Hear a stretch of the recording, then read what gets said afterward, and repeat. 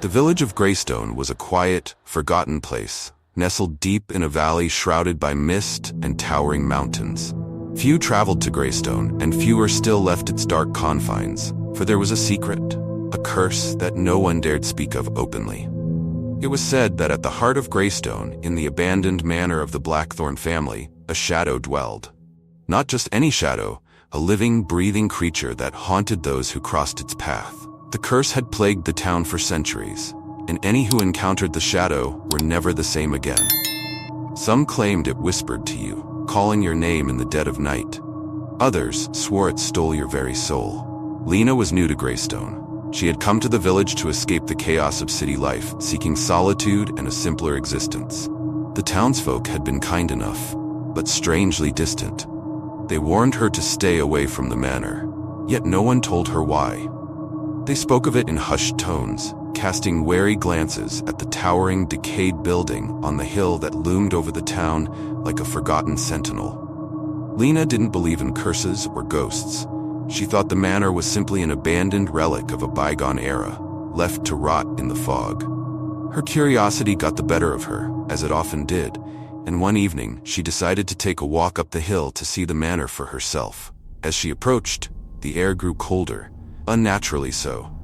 The trees, tall and twisted, seemed to lean toward the path as if watching her. The mist thickened, curling around her legs like tendrils.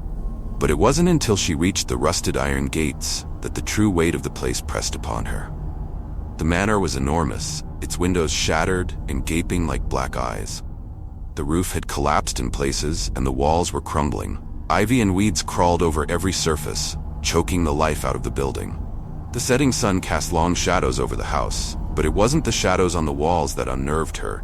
It was the shadow in the doorway. It wasn't natural. It wasn't cast by the light or any physical object. It stood in the threshold, watching her, though it had no eyes. The shape was vaguely human, but it writhed and shifted as though it were made of smoke. A deep, icy fear clawed its way into Lena's chest, but still, she stepped forward. The gate creaked open on its own, and she hesitated. "It's just the wind," she muttered to herself, though she knew better. She wanted to turn back, but something, a whisper, faint yet insistent, urged her forward. As she stepped through the gate, the shadow disappeared. She felt an overwhelming sense of dread, but her feet carried her closer to the manor. The front door was ajar, revealing a dimly lit hallway. It was as if the house was waiting for her.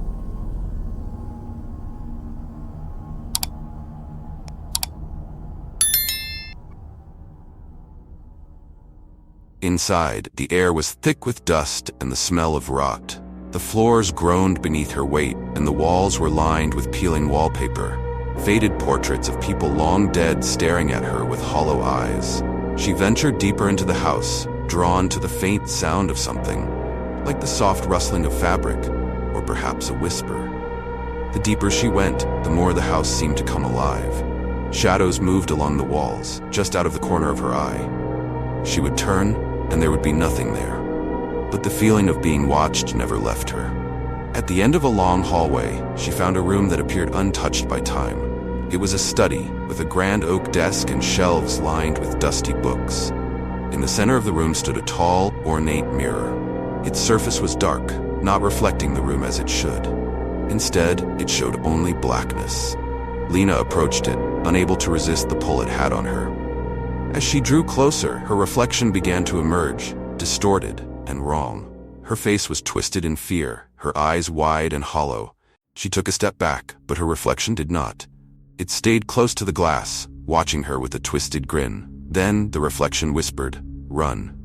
Lena's blood turned to ice. She stumbled back, crashing into the desk, sending papers flying. The mirror shook, and her reflection, now grinning grotesquely, stepped through the glass. The shadow from the doorway was behind her now, enveloping the room, swallowing the light. It whispered in her ear, cold and breathy, "You shouldn't have come." Panic surged through her, and she ran, but the house had changed. The hallway was longer, the walls closing in on her. The doors she had passed were now locked, the windows barred.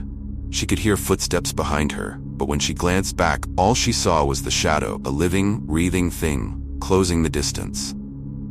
She sprinted down the staircase, her heart hammering in her chest. but her legs felt heavy, as though the air itself was trying to drag her down. The front door was just ahead.